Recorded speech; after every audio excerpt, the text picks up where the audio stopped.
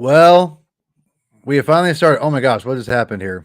Oh, I got some bad stuff here. There we go. Sorry about that, everyone. Welcome to the Comic Binge. I heard some background music and it really distracted me. No change there. Welcome to the Comic Binge. I am your host, Paul Herman. Thank you all for who have are joining us tonight and who have subscribed recently. You guys have been incredible. Huge thanks to Natalie Grand. She wrote the awesome Cult Girls here as we get rid of a show here. Yes. And, I have just been super blessed for all the new subscribers. Seriously, it keeps going up, and I'm super appreciative. If you're subscribed, hit me a comment in here. I just want to I want to praise you just because, it's what I like to do. Like the video, comment to the video. Obviously, this is not going to be an independent release of comic books we're going to be talking about. This is not going to be about, unfortunately, or fortunately, I don't know. But nothing, no super deep context for this because the Comic Binge is all about promoting the comic book medium and talking about comic books. We love them.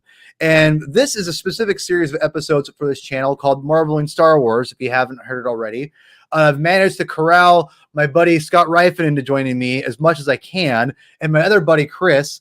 And together we have formed this maybe very unique, I think, views of Star Wars. And we're going to be focusing mostly on the comic books. And of course, we're going to be talking about a little bit of our hype about the Obi-Wan Kenobi show on Disney Plus. So we'll get there a little bit.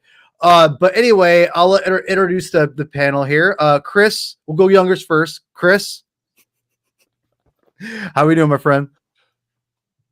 Oh, you're muted. He's muted. We can't hear you. Damn, here we go. Every time. Rookie mistake. Rookie mistake. Thanks for having me. Excellent. Okay. Hello, Chris. Thank you for joining us, sir. I know you're not new. You're old school. You're old school. And also the elder statesman himself. Or self. I'm just gonna do it all the time. I'm sorry. Scott Rifen. Hello, Scott. Yes. Hi. How are you? I'm good. That's a beautiful shirt you have on, by the way. Thank you. It's my Raiders 40th shirt. Right. It looks very fitting. Looks very good. Yeah, it's a large. Just saying. Nice. Oh, that's great. All right, today we'll talk. We'll do a weight loss comic show eventually at some point, right? So I mean, it's bound to happen at some point. Anyway, so we'll grab Adam Bray. And the three of us. Yeah. Weight loss in comics. There we go. Yeah. I love it. It's a sub series right there. I love my sub series. So, if you're wondering what the hell does, required reading mean for Obi-Wan Kenobi? Well, it's very much what it means. It's going to be required reading for comic books to get you hyped up or kind of inform you a little bit to go into the new Obi-Wan Kenobi Disney Plus series. So, starting with the elder statesman himself, Mr. Scott Rifen. What's your hype levels for Obi-Wan Kenobi before we get into the comics? I'm excited. I mean, look, this is it's one of those things. I won't say who, but I will say some fairly prominent media figure told me some years ago that they genuinely believed that Disney would go back and just redo the prequels. Kind of like the rumors you hear now about redoing the sequels. But back then it was they're going to redo the prequels.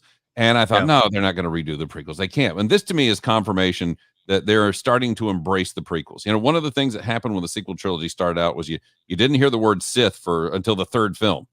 You didn't hear really a lot of the lore from the first three films because they were trying to supposedly put the prequels behind them. Well, here is a full-throated embrace of the prequels. And that alone makes me excited for it. So, yes, same here. I'll give my thoughts here in a second. Chris, what about you? What's your thoughts of Obi-Wan Kenobi going into everything? Yeah. Honestly, I'm pretty stoked for this one. Actually, we have our differences on the Rise of Skywalker, and I feel like ever since the movie came out, my general enthusiasm has been kind of muted a little bit. But this one's good. It's got all the right actors. Ewan's back. Hayden's back. Rupert Friend, who I know he's playing the Grand Inquisitor. And I know he kind of looks like really goofy, but whoa. Well, let's wait to see more of I agree. the show. I agree. I'm not trying to cast stones, but the actor is phenomenal. He was in Homeland, and Yeah, he's absolutely. But can we be sane and reasonable fans here for just a second? Because I know that that doesn't really exist in this day and age. But we can be critical of the look that they've given to Rupert Friend's character in the show while still appreciating the show itself or being anticipatory towards the show. Can we not? Yeah. No. I'm not saying that either. No, I know, but you see it on Twitter all the time. Well, yeah, but Twitter is unreasonable for both sides. No, exactly. Yes. Yeah. So here's the thing. I've said this before countless times on the podcast in the years past. For anything costume related, you got to see it in motion and context more than just a couple seconds. Give me a whole context episode. If he looks goofy, he looks goofy. If he doesn't, I think it's going to be fine either way. Will it blow me away? Is it like the skinny head thing from Rebel? No, but whatever. I digress. Right. So it's not a big deal. But yeah, let's wait and see. I'm super hyped. I feel everyone. Scott, one day we're going to do an episode we're going to leave this guy out of here because this guy doesn't like Rise of Skywalker, but we're going to do an episode where we're going to analyze Rise of Skywalker and how much that in the comic binge. And I have a reason for it. I don't want to even reveal it right here, but we're going to reveal it. I'm going to clue you in on it. And you're going to be like, I'm in. And I'm like, yes. It's more than just Dark Empire references. All right. It's more than just that. So we'll talk after the show. I'll hit you up. This guy does. Okay. Chris doesn't understand. Doesn't like the movie. So I get whatever. Yeah, we're othering Chris within 5 minutes. I know. I love throwing everyone under the bus. It's great. No, it's all good. So here's the deal. I let Scott Rifen have his way for the most part for the show, and I wanted him because you're the elder statesman. No, because I just wanted you to have because I respect Scott's opinions a lot, and what I wanted to do for this show because there's always the obvious things I think for Obi-Wan fans to go into and read, but I wanted to get a different appreciation for people to go in and read fun comic books and kind of appreciate all kind of different eras of what we do or what we've read, because there's one thing I think a lot of us can agree on, and not everyone, obviously, especially with Star Wars. But I think Star Wars, one reason why I have a sub-series of just dedicated to Star Wars is because Star Wars is it's a visual medium. It's something that I think thrives off having visuals. Yes, it works in prose, in novel format. Yes, I get that. But the thing is, this is the medium I think Star Wars thrives when it's not on the big screen or the small screen. It goes film, TV, comics. And I'm just my opinion, but that's how I feel. And I just feel like it'd be really cool to get kind of a different, take of different eras, because Star Wars has been all over the place when it comes to comic books. It's for good, for better, and for worse. And that means all eras of Marvel and Dark Horse. But this is obviously called Marvel and Star Wars because it's now under mostly one banner, minus IDW and future upcoming Dark. That's a whole different tangent. But either way, it's all under Marvel. We're going to talk about all the different ways you can read these comic books, how we read these comics. I'm sure we read all these different ways. Scott, I'm going to let you take it away. What are we starting with first? Come on, hit me up. Well, you know what's funny is we first started talking about doing this episode, and you said we're going to do Obi-Wan. Let's do required reading Obi-Wan, and then you went, but I'm getting number 24. Yeah, and you took it. I went, wait a minute, you can't have that one.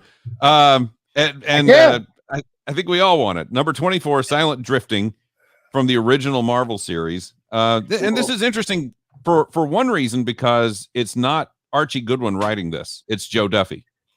And it's got to be Joe Duffy's first time out at Star Wars. Now, several years later, she takes over the reins during a good run, and then eventually into a really, really awful run. But this is her first crack at it. And one of the other things that I think is interesting about this book is it is a Carmine Infantino piece.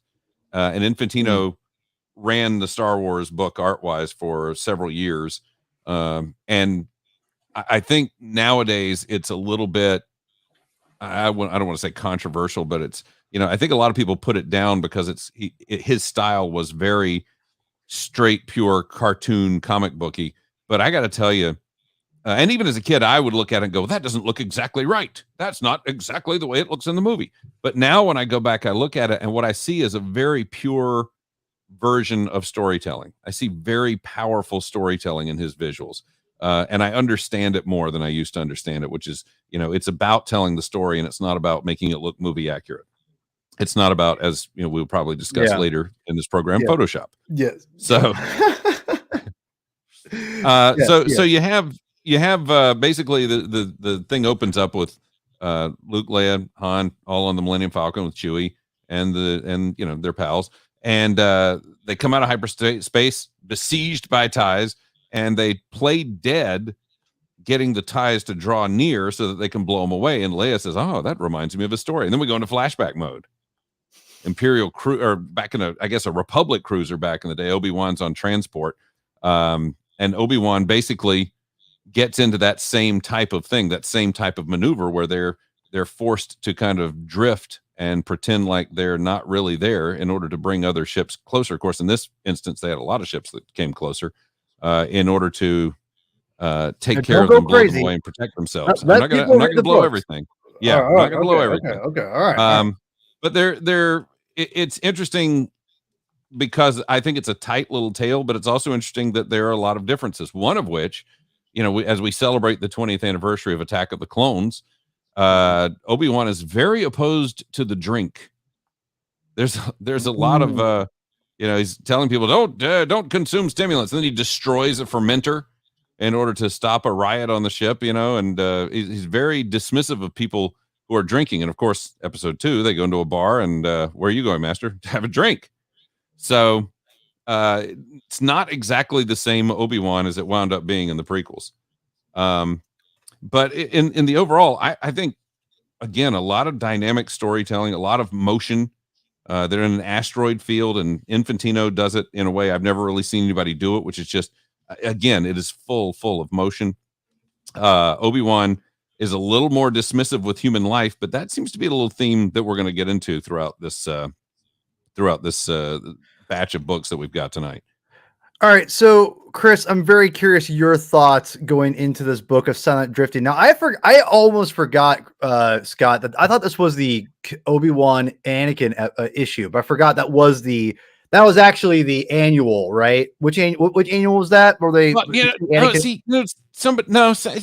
don't though. Somebody said that on Twitter, but it's not really that annual. Isn't Anakin's not in that issue? No, they literally mention that there are 3 Jedi that came and saved them, and that one of them is Obi-Wan and one of them is Darth Vader. And then he says, "Well, who's the other one?" And she says, "Well, you wear his saber." And that's the extent that Anakin is in the issue. That's it. Okay. And it's always kind of been fun for me to try and make Marvel fit. That's always been kind of a thing for me. When Marvel disagrees with the movies, how do I make Marvel fit? And so what my head canon on that was always that it was actually Mace Windu, and they just confused Vader with the third guy because he didn't have armor on at that point anyway. So they don't know who Darth. Right. They figured one of those guys was Darth Vader at some point, and that Mace Windu is actually the third one. But that's just again my head canon. All right. So Chris, I'm very curious. What are your thoughts on this issue?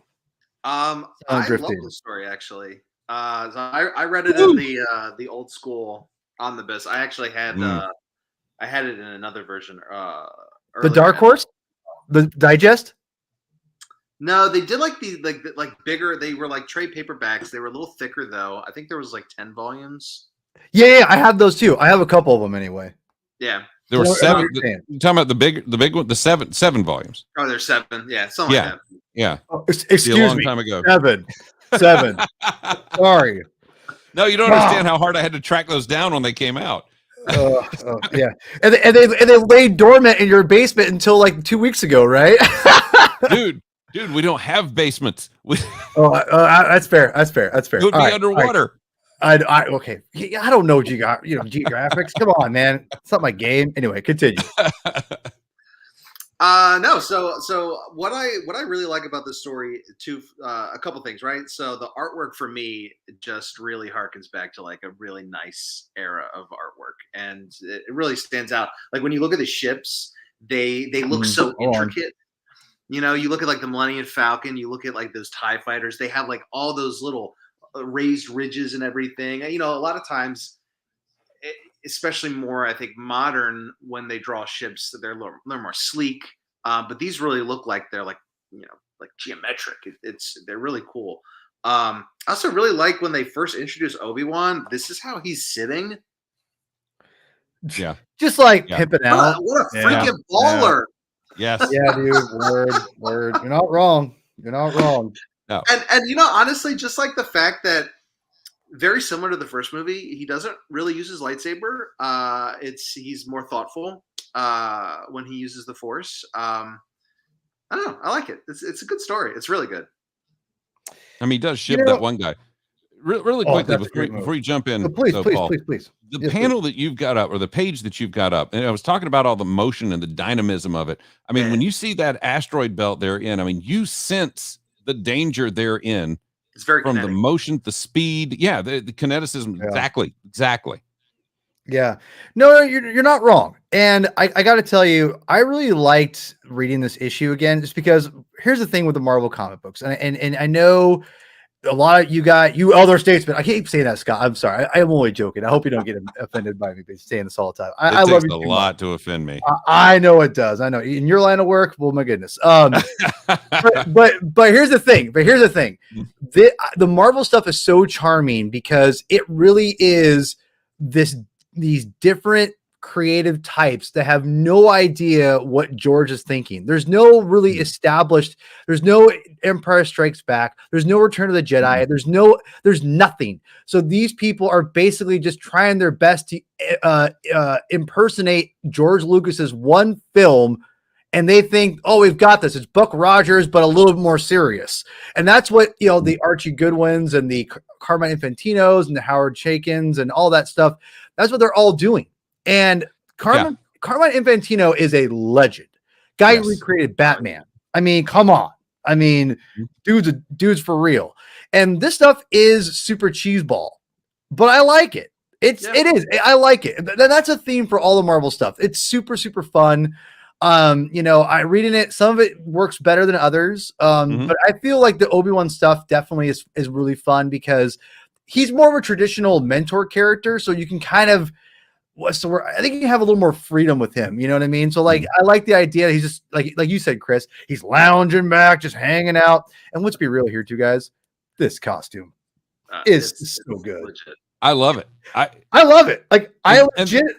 Go ahead. I was just gonna say the thing too you got with this Obi-Wan is he's not a broken old man like the guy that we see in episode 4. We see composed, height of his powers, in charge, in command, at one with the Force. I mean, he's good. One of the other things that I think is interesting, Joe Duffy picks up on. It's another thing that Archie Goodwin picked up on, and unfortunately, nobody really else does this, which is they take that line. And it's one of the things I love about the old Marvel Star Wars is, as you said, they didn't really have a roadmap, but what they had was the film, the one film. And so they would mine it for ideas, that film. And your droids, we don't serve their kind in here. They'll have to wait outside. And there is this discrimination against droids as kind of a class in society that you see throughout Goodwin's work. And then again, as I say, Joe Duffy picks it up where there's a droid in here that literally they're treating as, don't let him into our bar. Don't let him around us. You're just a droid lover and that kind of thing. That's also the type of line that they picked up, and that sentiment that they picked up when they created Valance the Hunter later. Love Valance. Yeah. Well, I say created him later, but really played his story out just a few issues later. But it's one of those things. I wish other people had taken that up. Actually, this is going to sound, I guess I'm already on this show. I'm branded as a nerd, but I'm about to really go whole hog. I wrote a paper in college on the class issues with the droids in Star Wars. So wow. All right. Sorry. Well, you're out of control, sir. You're out of control. I read the issue out of the wonderful Star Wars Epics collection, and I also have the Dark Horse digest versions, like what Scott can also attest to. Just when you're a Star Wars fan, like we are, you double dip. It's just reality. You're just going to double dip. Oh yeah. You probably have like 800 versions of this, but I mean, I have the original. I have the classic Star Wars a long time ago. The 7. I've got the omnibus version from Dark Horse. I got the Epic Collection. I bought it digitally from Dark Horse, bought it digitally again from Marvel. And now this time around, I actually came through with the omnibus. So, quick side tangent. I don't like omnibus reading anymore, unless it's a skinny omnibus. Yeah, they're heavy. It's a whole different thing. We'll get into it. But yeah, I like this issue a lot. I think this was a good, fun issue. You get to see kind of the early side of I think Ben Kenobi. They call him Ben. I love that. I love that.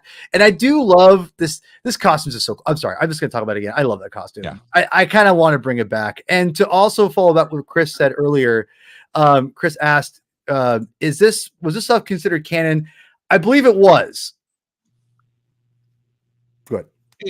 It was kind of canon in the way that the novels were canon throughout the 90s and 2000s, where unless something in the films contradicted it, then it was canon. But otherwise, and they did their best to work around it. They never had assurances that nobody was going to contradict this. They were just doing what they could. But being the old guy in the group, let me just say, this was Star Wars. This was what we had. Yeah. These were the only things that existed between movies. So, for a lot of us, it was canon. For me, I still try to shove it in there as much as possible. I mean, one thing I've learned over the years is you kind of have to have your own head canon. You just have to. Yeah. I mean, to an extent, obviously. So, which I get. I think the issue is great. I think Carmine Infantino. I go back to this line work, and this is stuff that's just missing.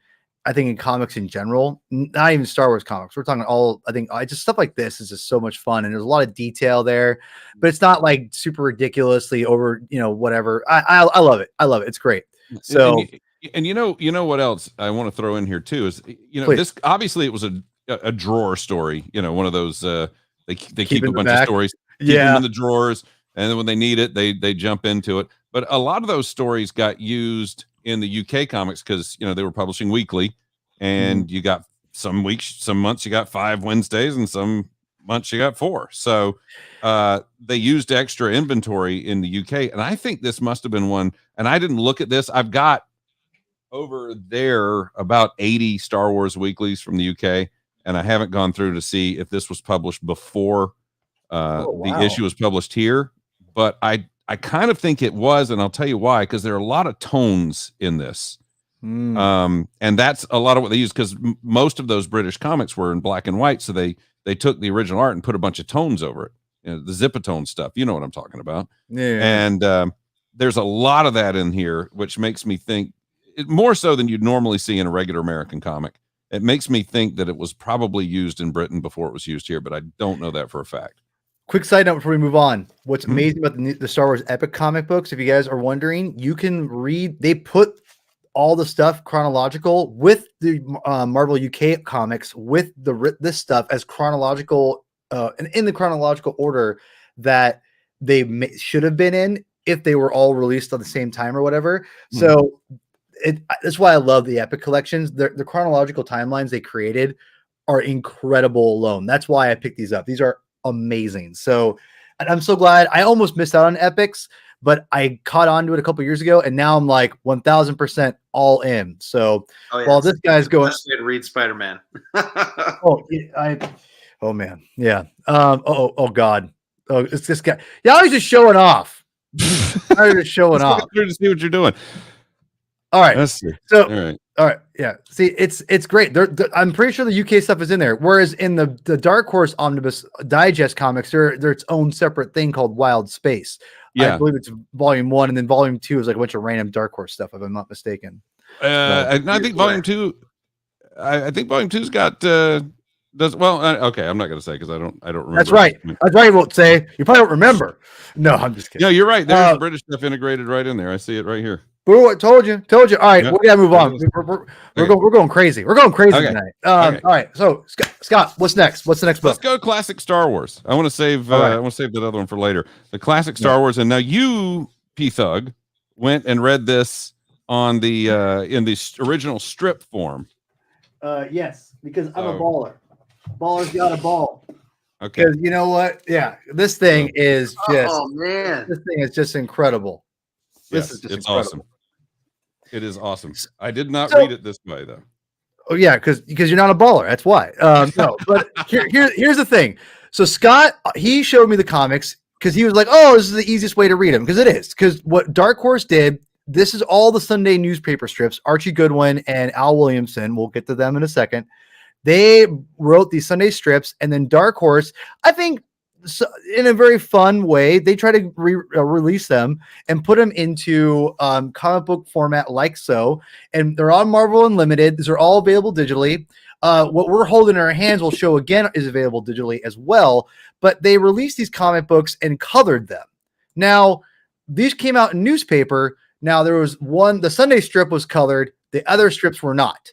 Yeah. And if you're a comic book person, and again, this is the comic binge is new reader friendly, meaning if you're not really into comic books, I want you guys to learn too, because I learn stuff all the time. I don't know everything. If you lose detail a lot of times in color, not all the time, depending on the artist and everything, but in a lot of comic books, you will lose detail in the line work of black and white. And that's something I've learned over the couple of years that I adore black and white. And there's one thing I'm going to say right now is I don't have a good example of it, but Al Williamson's line work is freaking incredible. Yeah. And it's, I can't even like show you. Again, this is how unprepared I am, unprofessional I am, because I didn't prepare it. So, but I'm going to do this with my best case here. So this some of the detail you'll get from Al Williamson. This is incredible stuff, people. Like, this detail, and don't get me wrong, I'll show you the colored stuff here in a second, and I'll let you kind of summarize everything here in a second, Scott. Sorry. No, we're good. All right, so right here, this still looks incredible. This is digitally from the Marvel Unlimited digital stuff that you can buy right now. Still looks great, but the line work that you're gonna get in this book right here that me and Scott have, like this, I don't know if these are still available, if they're out of print yet, but they were like selling super cheap on Amazon for a while. And I remember being like, there's one day these are going to go, like, people are going to be like for $200 easy, because they're going to be like, oh wait, like there's like gold in this thing, man. Al Williamson, the artist, is chef's kiss. He's one of the most underrated Star Wars artists, in my opinion, ever. Scott, go ahead and do your thing, man. As much as I love what Carmine Infantino brings to it, I mean, I don't think there is a better Star Wars artist than Al Williamson, and I think he stepped up. I think he stepped up and proved it in the Empire Strikes Back adaptation, and he just hammers it home over and over and over again in the newspaper strip. And one of the great things about Williamson is that he is a guy who after Alex Raymond left Flash Gordon, he did Flash Gordon for a long time. So you've got a guy who literally is that source material. I mean, Star Wars is a Flash Gordon essentially. And so you've got a Flash Gordon guy doing this who can do, there's weird things for me that grab me with art. I'm not an artist. I just know what grabs him. I know what I like, as they say. One of the things that always gets me about Al Williamson stuff is cloth, fabric. I mean, the way he draws, folds, and I mean, it's just real when you see it. Yeah, no, that's a good point. That's a good point. Now, one of the reasons why I thought the colorized stuff was easier to read was not necessarily for the color, but because how comic strips are structured, which is essentially a serialized comic strip has got, each strip has basically three components, which is the first part is a recap, the second part is a little bit of advancing a storyline, and the third part is a cliffhanger. And when you do that over and over again, there's a lot of redundancy to it. When you're reading it straight through. And so that's kind of why I thought the classic Star Wars that's one of the things they did was they kind of trimmed it up, and they used one of Al Williamson's art partners, Alan Nunes, to kind of clean up some of the art as well. I guess, Al Williamson usually worked with a partner when he was doing this stuff. Alan Nunes, Alan Nunes was one of his partners. What's the guy's name that he did Empire with? Oh no, I'm drawing a blank. I'm having a senior moment. Elder statesman. Elder statesman. Yeah. Carlos Garzon. That's his name. That's right. Okay. And right now, I tell you what, had a great conversation with him at Celebration one year where I was speaking pidgin Spanish and he was speaking pidgin English, and it was just a wonderful time. And he was kind of explaining the process, how they did everything, and he just, he said it wasn't, the impression was Al Williamson penciled it, Garcon inked it, and he said that really wasn't the case. We don't know who penciled what and who inked what because we just kind of worked as one guy, and that's kind of a thing Al Williamson would do. Right. And so the reason why I went to go can you hold up the thing for us too while I'm throwing this other over there. The reason I went with that one, other side. There you go. The reason I went with that one, everyone, is because I just wanted to see the line work. And Scott is not wrong. Like it's redundant, but I didn't care. I wanted to see the line work. And that's why I read it. And you'll get a more condensed story. And as you can see, as I throw up these pages, these aren't bad. These are not bad pages. So, and we'll get to the story. Again, we'll kind of breeze through the story real quick. Or actually, I don't think we need a story. Yeah, go ahead, Scott, and then I'll get to Chris and we'll get his take on it.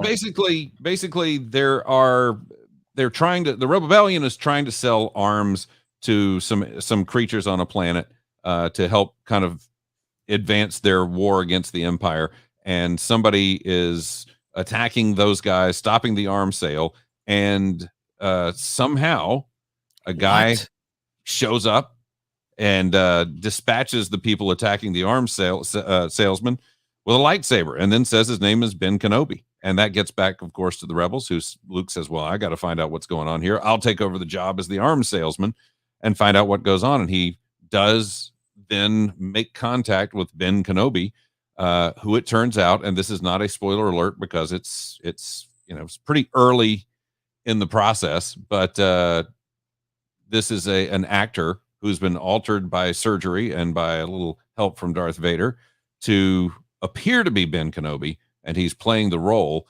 And we'll just say he winds up being a bit of a method actor.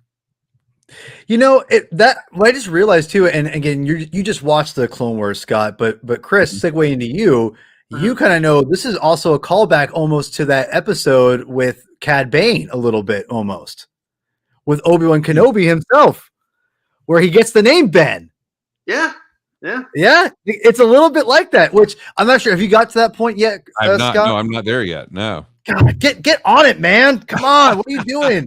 Come on. Aren't you like at the old folks' home? You just eat Jello all day. Yeah. Come on. What the hell? Look, it takes all of my attention to digest. Okay. When I eat the Jello, I have to focus on digestion. So I can't focus on anything else. Excellent. All right, Chris, what's your take on that? Have you read this before? We gave it to you for homework? No, I had not actually. So I had not read this up, and so when I got a chance to read it, I read the colored version, and I did not realize that there was a black and white version. And now I'm like, damn it, because I would have loved to have seen the line work as well. It's very good. I mean, no, you guys have already kind of hit it on the head. I mean, Al Williamson is phenomenal, and his artwork to me is so. I don't know. There's something about that, like early 80s kind of feel to some comics, and it's so sci-fi, right? It's so alien, and it's so, to me, like almost quintessential early Star Wars. It just throughout, it just it's so good. And I was actually I was a little interested at first. Yeah, that's good stuff. So I was a little interested at first that we chose this one for Obi-Wan Kenobi, considering the fact that it's not him. Yeah. So Scott, explain that. Please defend this choice. Yeah. Defend the choice. It's a story still about the relationship between Luke and Obi-Wan. It's a story about essentially the ghost of Obi-Wan, his legacy, what lingers. And remember, at the end of the day, without being too spoilery, Obi-Wan really does manifest himself in this story. Okay. That's all I'll say. Okay. And that's a great. When I was reading this, I thought for a second, I'm like, well, how is this going to be required reading? But now that you mentioned that, I'm like, all right, you sell me. You sold me on this. All right, Chris. Continue. Continue. Plus, it's an excuse to go Goodwin Williamson. So we don't ever need an excuse for that, sir. You mean to say we're going full Williamson? Which I'm going to coin that phrase right now. Chris, continue with your thoughts on these couple issues we read. So I liked it. I thought it was a little. I mean, the fact that he's gonna. Well, I don't want to get into spoilers, but I thought you kind of know the ending is coming. I think it's just a comic that's definitely more about the journey than it is, kind of setting the stage for where the issue. God, man, look at that Vader. Oh, this is so good. Oh, his Vaders are awesome. I don't think anyone draws Vader better. I will put that against anyone. I mean, I don't think anyone draws almost as good as Al Williamson, period. But I mean, like, his Vader is unmatched. Completely like I back you up on that. Yeah, I will fight anyone and be like, this person could draw. Nope. Ralph McQuarrie, I'm like, I don't know if Ralph McQuarrie could draw better, to be quite honest. I mean, I just think his Vader is just incredible. Yeah, I'm sorry. I keep interrupting you, Chris. Go ahead. No, you're good. You're good. I was kind of running to the end of my comments. I'm really glad I read this. So thank you guys for. Well, so let me ask you something, Chris. Again, I love the perspective because I feel like, you have the old school, again, no trying to be funny here, but the old school ideas of Scott. I'm kind of in the middle because I've kind of dabbled in the old school and I've kind of kept up with the new school stuff. And you're kind of more that new school. And I say new school being like 90s, kind of like more like, later on. And Scott, you kind of not fell off, but you didn't follow things probably comic wise when Marvel, in 2015. Well, no, I guess you did catch up with 2015 stuff, right? Oh, no, dude, I've got every issue. All right, never mind. I didn't agree. I don't know you as well as I thought. I'm sorry. I'll shut the hell up. Well, no, but what I'll say is that like with Chris and you, it's a little bit different because he hasn't read that stuff, and I'm kind of in that weird middle ground where I've read a lot of it, not all of it, but I'd say 90% of it. I haven't read all of Wild Space. But anyway, so Chris, does this make you want to read the old books at all? That's a good question. I'm in like this really weird phase right now where, I mean, I've read like. Don't like Star Wars? No. I'm in this because obviously I grew up in the 90s, so I was like all like super hard into the expanded universe. And then, the canon rebooted and I was like, all right, well, I'll still read the books, still read the comics. And to me, as of yet, I still feel like Marvel hasn't found really its rhythm. It had some good runs here and there, but for the most part, I still feel that pull to go back to those older stories. And you said this is in Wild Space. I'll have to check and see if I can find it because it does actually. It does make me want to, maybe more for the artwork as opposed to necessarily the stories itself. I know going into it sometimes, like, okay, I'm going into a comic that's 40 years old, so I kind of know like what I'm going to get story wise. But the artwork itself is, I think, worth it. Well, and the neat thing is, again, they go in and they grab things out of the films. This run of Goodwin and Williamson ran from 81 to 84. And then the strip folded. Before then, it was Russ Manning doing it, and I think at some point, I think Alfredo Alcala or somebody was on it. Yeah, Before Goodwin and Williamson. But during that time, they did things like they came up with the bounty hunter on Ord Mantell and said, okay, fine. We take this little throwaway line. We're going to do the story. We're score the bounty hunter from Ord Mantell. And so, they do a lot of just kind of grabbing some of the tendons from the stories and saying, okay, let's expand this into something. So they take the familiar and they expand upon it. I think it's a lot of fun. I really do. Yeah. So some of my thoughts, I've kind of already kind of said everything, basically, but I definitely love this stuff. I'm glad you picked it just because I love reading the Al Williamson, Archie Goodwin stuff. I think it's remarkable. It's remarkable and amazing. So I love those little alien creatures, little frog things. I kind of wish they'd bring him back in the canon somehow. I mean, maybe that's what the frog lady is from Mandalorian. They're almost those guys. Yeah, they're almost those guys. Well, because like they're just shorter, but maybe but seriously, Chris, they could be those creatures. Easily. Anyway, I love this stuff. Yeah. We're gonna have one day a giant binge of Al Williamson issues and art, and it's gonna be amazing. I love it. Like this, I keep going back to this. This is incredible, dude. This is just chef's kiss. It's awesome. Exactly. Yeah, thank you, Chris. Thank you. All right, moving on. We are. I guess we'll go with we'll go save the canon for last. So set us up, my friend, for the next issue. All right, the next one is Life, Death, and the Living Force.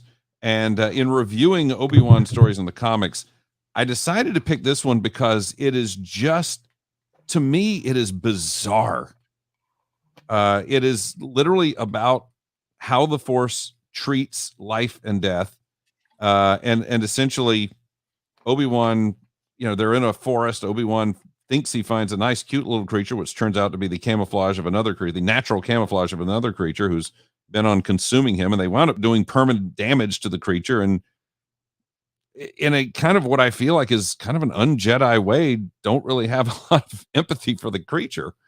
And it goes from there. And I don't know how much of it you want to, we almost have to ruin the story as far as spoiling the ending to have a thorough discussion of this. But I feel like you need to. Yeah. They befriend this awful, terrible little creature. And he's again very ugly and terrible to them. And Obi-Wan says, well, why are we befriending this guy when he's so horrible? And Qui-Gon basically says, well, it gives you an opportunity to serve someone. This is good for the Force because you're serving someone without any hope of reward. And then that guy basically sicks a bunch of people on him to go rob them. And so they kill all of them, including that guy. And then they go to the lair of this other creature that Obi-Wan thought was mythical. It's not. And they go in there and slaughter it. And the reason at the end is because the Force told them to. When I reread that, I just went, holy shit. I have real trouble wrestling with this story. And I thought this is a story that needs discussion, because somebody at Lucasfilm said, yeah, okay, this sounds like the Force to me. And maybe it is, but it just seems very strange that they would just go slaughter a bunch of creatures because the Force told them to. It doesn't seem very Force-like. Well, first of all, the reason why this story exists is because in all seriousness, George Lucas did not like, for the most part, he wanted people to tell the stories they wanted to tell. He didn't like restricting people, which I think is a really commendable thing. But it also led to a lot of weird stuff like this.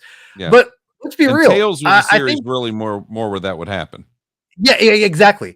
I think, and I'm very curious where we all stand on this. I think we all mostly agree to some degree, but I am a firm believer of, I have a button of it and I hold it proud. Keep Star Wars weird, because I feel, but seriously, because I feel the weirder. No, stop it, Chris. Sorry. Last Jedi is not weird. It's just weird. It's just bad weird. Anyway, no. I hate the Mortis trilogy. So, you're insane. No, okay, you're out of here. All right, we're saying bye to Chris. You're banned. He's banned. You're banned. You're wrong. Well, Scott hasn't seen. You haven't seen the Mortis trilogy. I haven't gotten there yet. No, not yet. Oh, okay. Stop it. Stop it. Mortis trilogy is incredible. That's what. In fact, Scott, that's one of the last, I think, real, true, mythical. I think things that George gives us before he leaves. Actually, that Yoda arc. There's some underpinnings of a lot of what makes Star Wars in this, in that, it borrows from a lot of the world's religions. And in this story, it does reinforce that notion of the Lord works in mysterious ways, which is kind of a part of every religion. Sometimes you just don't question it, even though you don't understand it. And you go in Christianity, you certainly have the book of Job, where you cannot understand why God has visited all of this punishment on this man for absolutely no reason. So there is something of religion in this, and kind of the underpinnings of Star Wars, but it just seems bizarre to me that this would be a story in Star Wars. So really quickly, who wrote and drew this comic? Please tell me. It was Rotten and Drone by Jim Woodring, and the art was by Robert. It's very dark in here. I don't see how. It's like bright red behind you. Yeah, it's bright red. That's right. You can't read bright red. Robert Teranishi. The art, I really like the art a lot. I thought the layouts, if you can see here, I love this layout here. I love when they show a one scene, but the panels are separated. So it's like time is lapsing, but the scenery doesn't change. I am a sucker for that crap, man. I love it, as you can see. I love this issue because for one, love when we keep Star Wars weird. And this is kind of that. I think, to me, George doesn't want the Force to be this. I think this very omnipresent good deity of good. I think there is that balance aspect that he wants to keep, and I'm not sure if we're going to keep that going forward in Star Wars. It remains to be seen, to be honest. But I think this comic specifically, guys, does a great job, I think, of going that route that George, I think, was kind of going for a little bit, that balance. Like the things can't just be all one thing. And I don't know. I really liked what they did here, and yeah, I think this is really good stuff. I never read this issue, and I read it with another. I'm gonna take this off the screen here, everyone. As soon as I can find it. I read this. Hold on, I got it. Got this. Another Star Wars epic. Beautiful Star Wars epic. Oh, that's beautiful too. That's beautiful. Yeah, I got that one. You got this one? No, the one Scott has.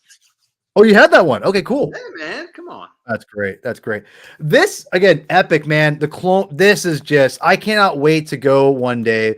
Or maybe if we're successful down the line. So if you want us to be successful, like the video, subscribe to the channel, comment, all that garbage. No, but I'd love to do a binge one day of just going through the epic collections and just going through chronological order of all the stuff and how rad they are.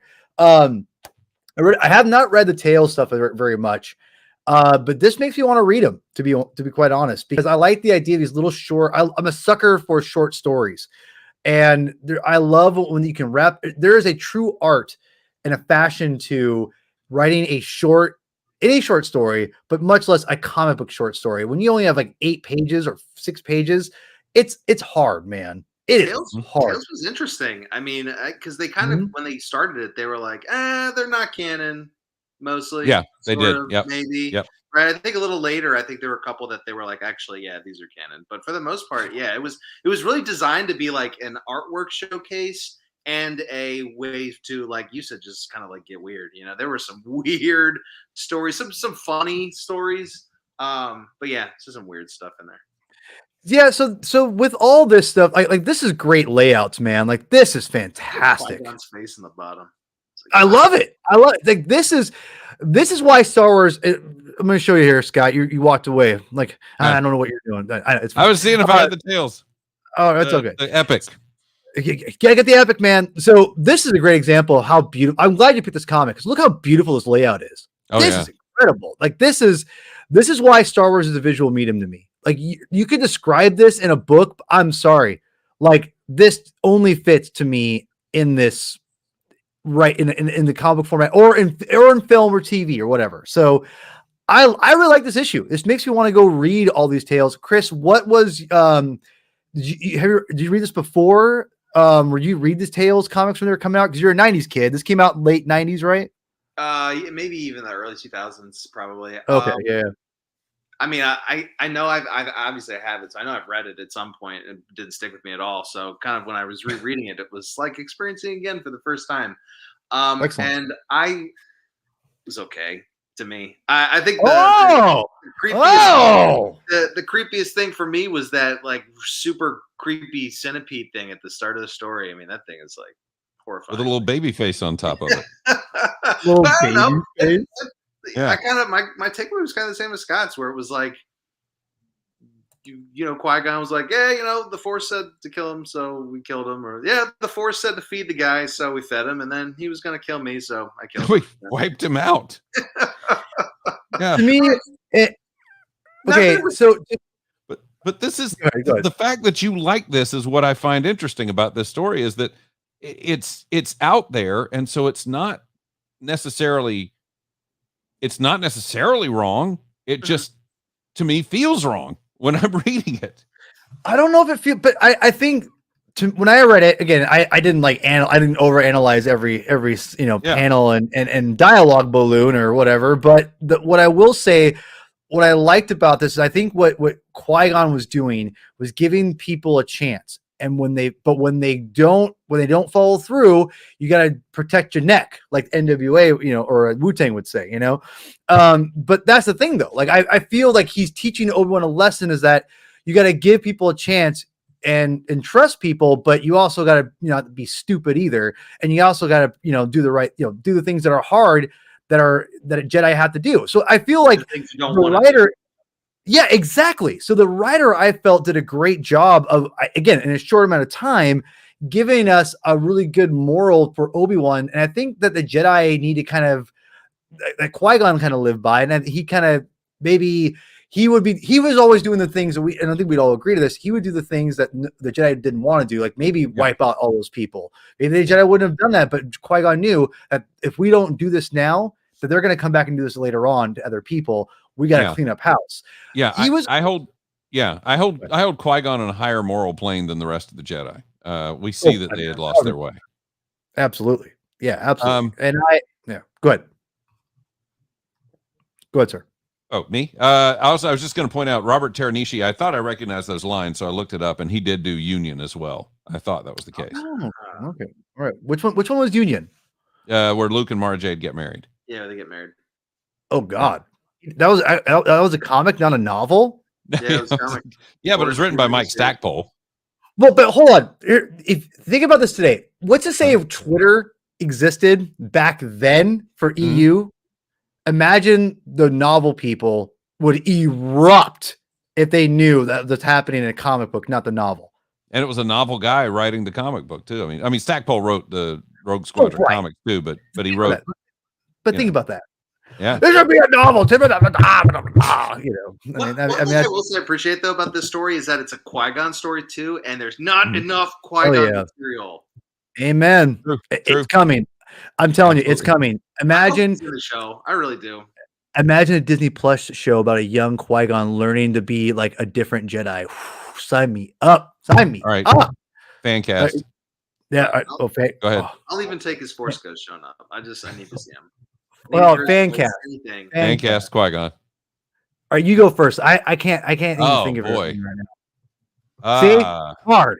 We can think about it. Yeah. We have one more comment to go over. Okay. I'll take the lead on this one because I love this comic book. And now everyone, if you all are wondering, like you picked all these different eras of comic books and what are canon, like our friend Chris Evans here, the other Chris Evans, you could say. I hope you're still watching, Chris, and appreciate that. If you're wondering, he was wondering, were these considered canon? Now, I have a comic that this is considered canon. Now, is a hot button topic, this whole canon thing. Like, what is canonicity? And I'm of the mind of that, and I think Star Wars is learning from each other. And I think Dave Filoni kind of, I think, and I talked about this in the last episode or on the Bad Batch episode I did a while ago with Tim and Joanna. But I said in that cartoon, they kind of retcon a little bit of the comic book. And I talked about, and I think even on our last show too, Scott, that I said the canon, it's not always the little details of the canon isn't always the issue.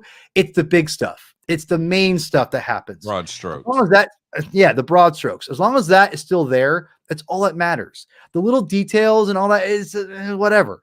And that's the one thing that I think that Star Wars has done is, through like Dave Filoni kind of like, you know what? I'm not going to like keep, like Siege of Mandalore is a great example. Like, the Ahsoka book, right?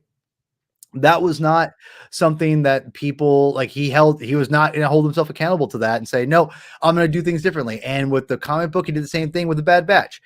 Nothing was overly corrected. It just modified a little bit.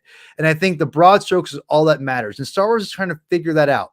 I say all that to say that this is actually if you look back, especially with Book of Boba Fett, this is actually kind of a bigger comic book than people realize. And I think, I know it's a key issue, if you will, if you're one of those people. This is Star Wars issue number 20. I read this when it came out. I effing loved this comic book. I loved it because it's got multiple things going for it. We've got Obi-Wan Kenobi, one of my favorite characters. Black Chrysanthemum.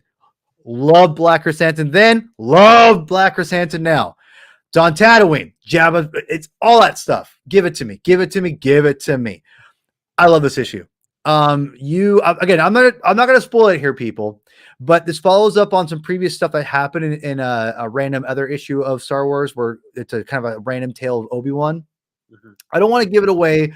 But Chris, we talked about it on Twitter. There's a big thing with this with Black Chrysanthemum, and you get the reveal of it here.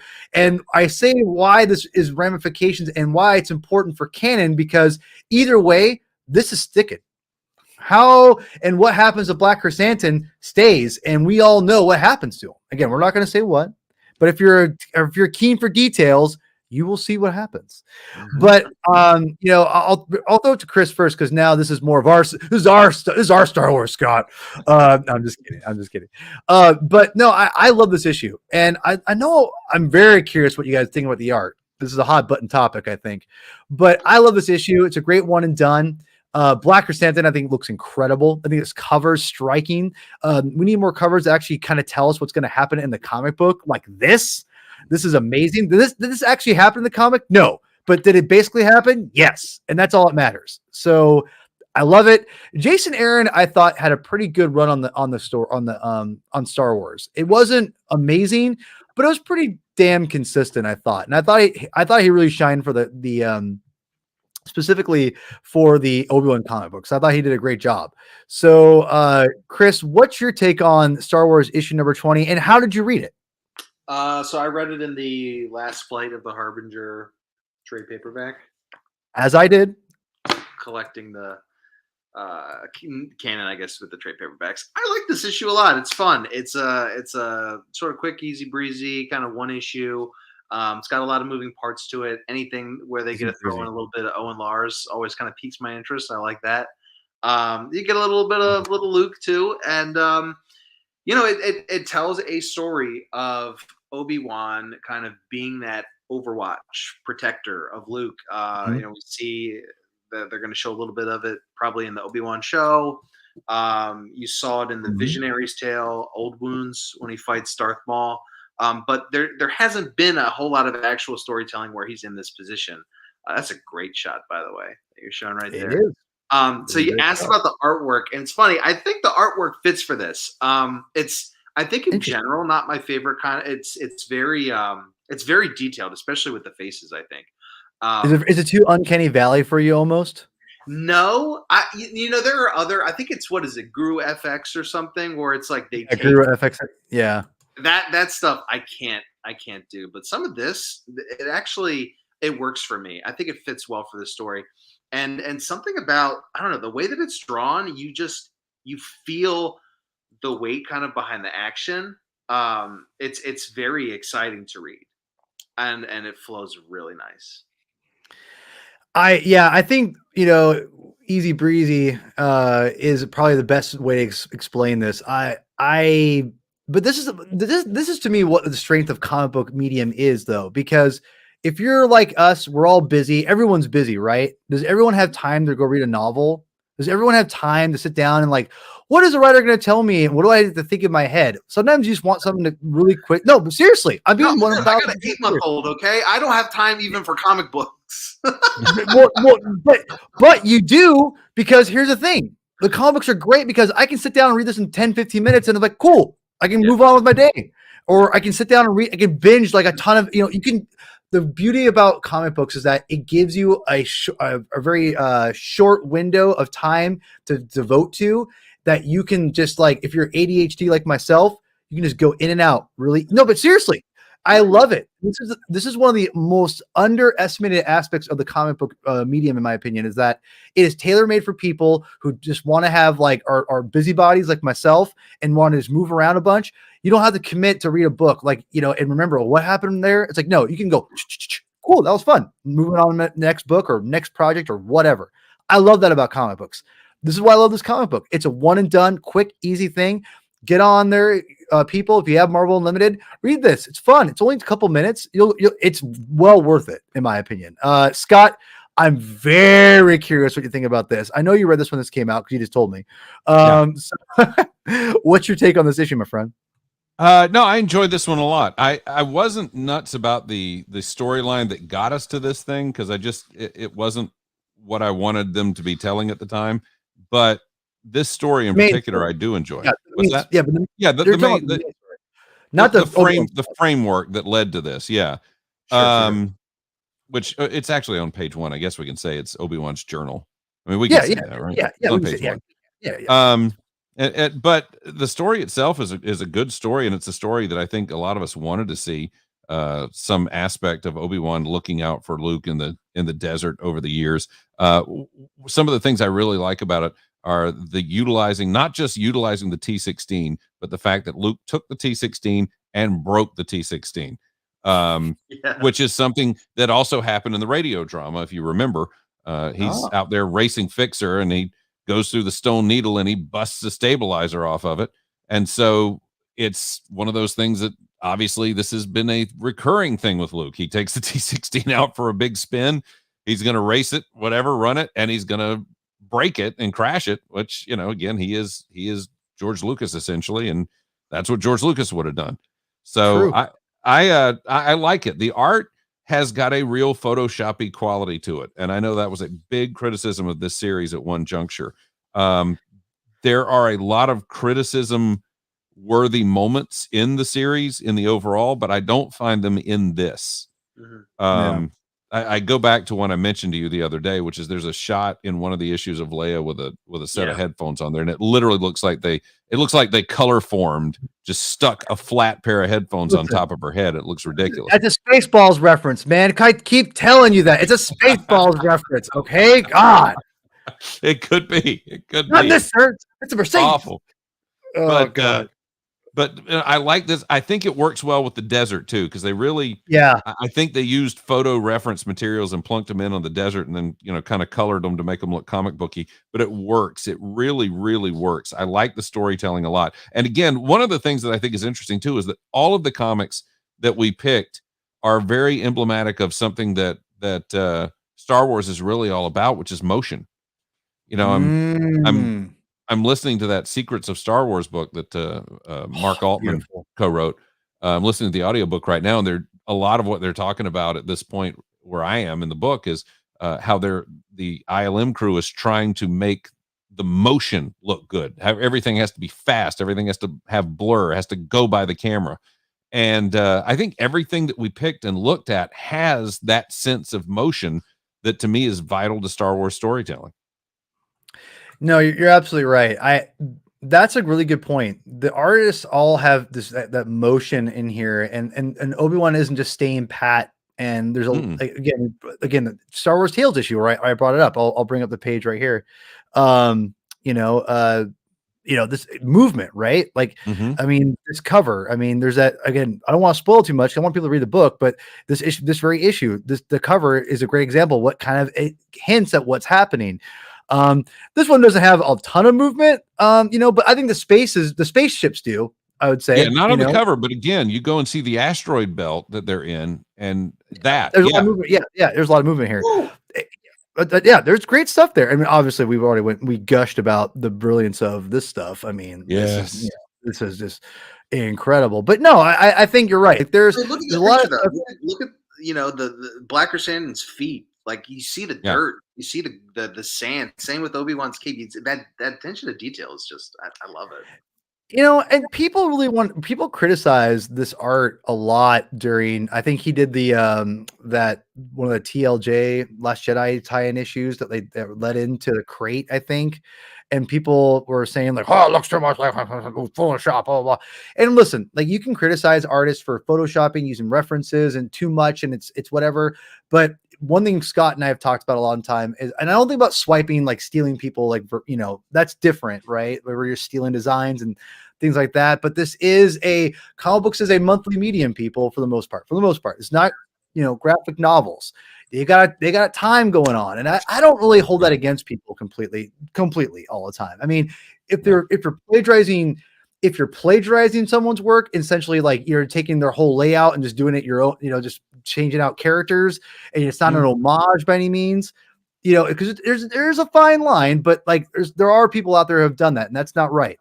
But if it's different, if they're using Photoshop material, I feel, in my opinion, and they're just using it for reference and like, hey, I'm going to use this for Luke's face and give different expressions or whatever. But yeah, it's going to look like this because that's what I'm going for. That's more of an artistic license for them, to do that for themselves. I mean, and everyone likes that, but it's just not Peter Mayhew. What's the artist's name for this? You guys have it in front of you? I forgot. I just flipped away from it. It's how dare you? I know. Mike Mayhew. Mike Mayhew. That's right, Mike Mayhew. Mike Mayhew. Yeah. I understand people think these just they call them tracers, or when Scott LaRocca said they traces. I'm like, listen, if I could draw that tracing, sign me up. You know, if I could, if that's that good, I mean, I'm just gonna say it. Like, if you could trace, if you call them tracers by doing that, then by all means, go to Marvel and say you could trace the same exact thing and get a contract and show me you can do it. Because I can guarantee you that ain't happening. Is it the most original thing? No. Is it like the most creative thing? No. Is it the most photorealistic thing they could do to make those characters because they're based on actors, not necessarily someone's own interpretation of the character? Yes. So it's a preference thing. And I don't mind the tracing. I think LaRocca went a little too crazy at times, and it got weird. It almost felt Uncanny Valley in his issues. Not necessarily all the time, but in his Star Wars issues with Aaron, I felt that was a little weird. But this Mike Mayhew doesn't bother me. This never bothered me once.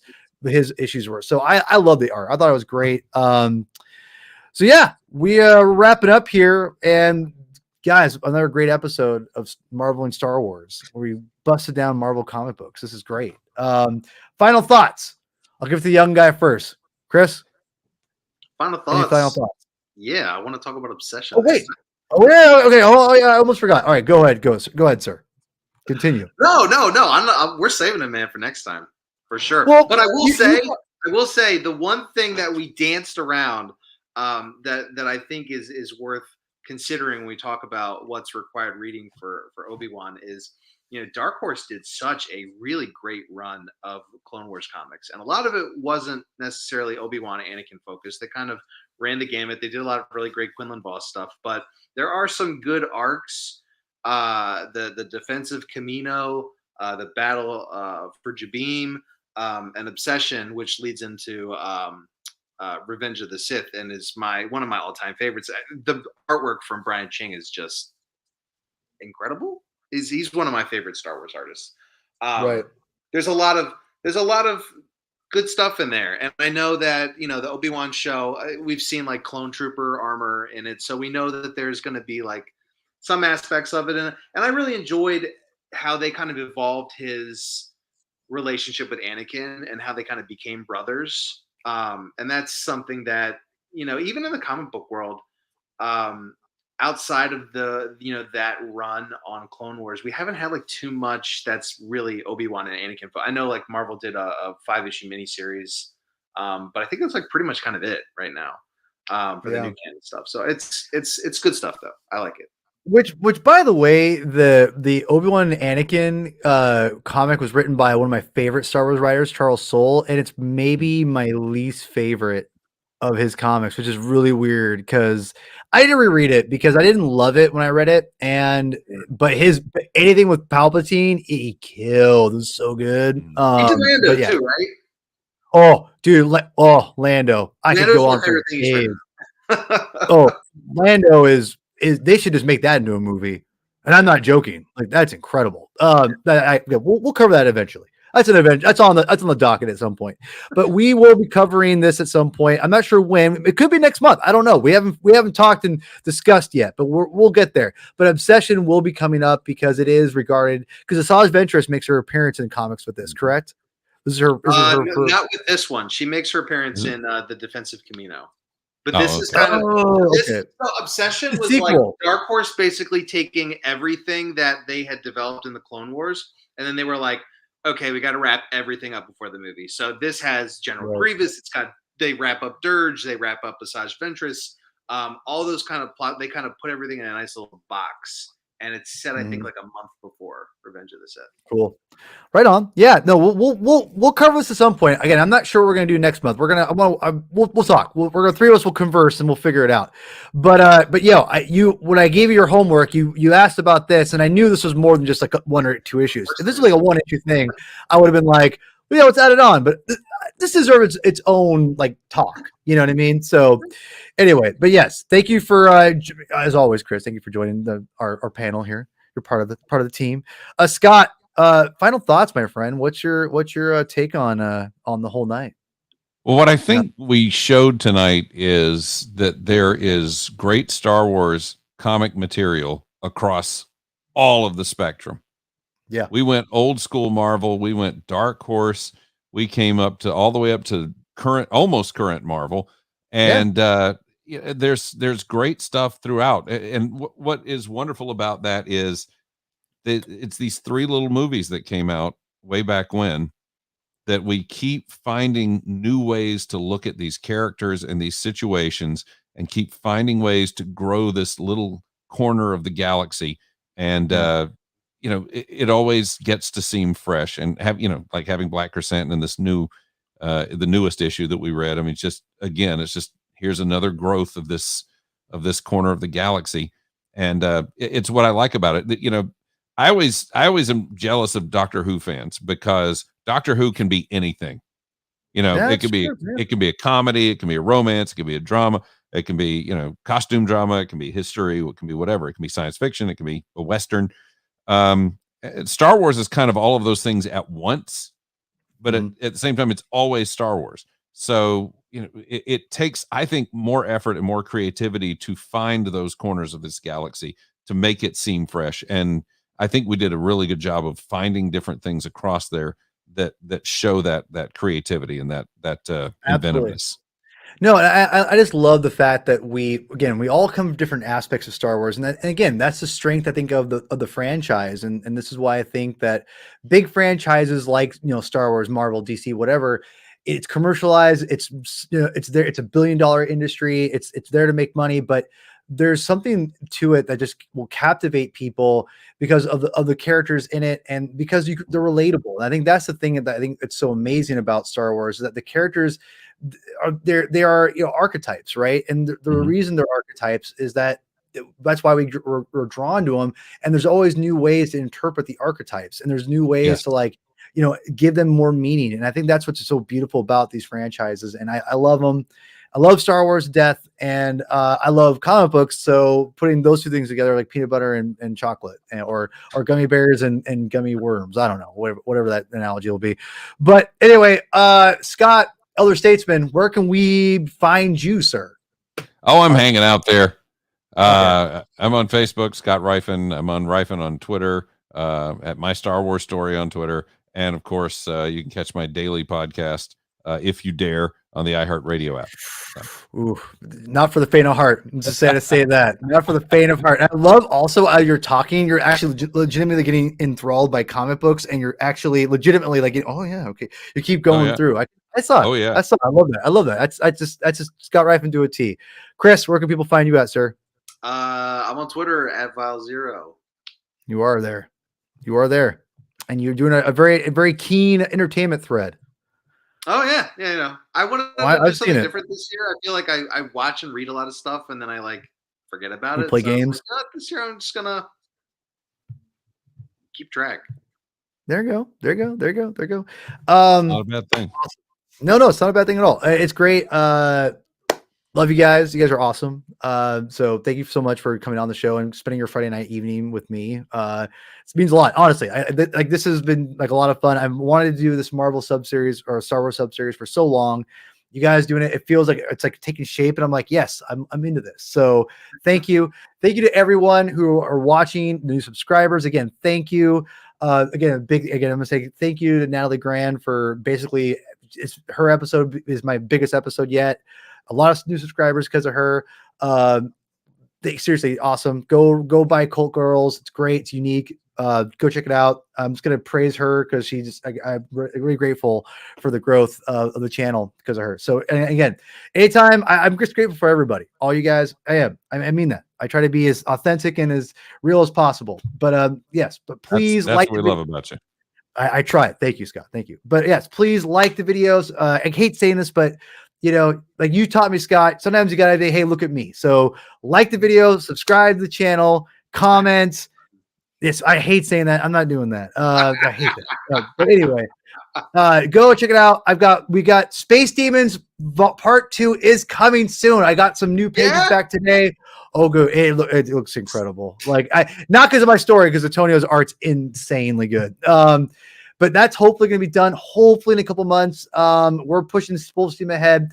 Got a lot of fun things. I got things I'm working on right now that I'm really trying to see what I can do. So I'm trying to make comic books. I'm trying to figure out how we can get this out and pay people and get all that done. So just be on the lookout. I'm always looking for things and moving things. So just, yeah, that's going to happen. Follow me on Twitter if you already are. Herman22, 2 N's, aka P Thug, all that crap. So yeah, we're all headed out here, and I'm gonna play Chris here, or Chris Clow, not you, Chris. You're the other Chris. We're gonna have Chris Clow say, "Read more comic books." Thanks for joining us, people.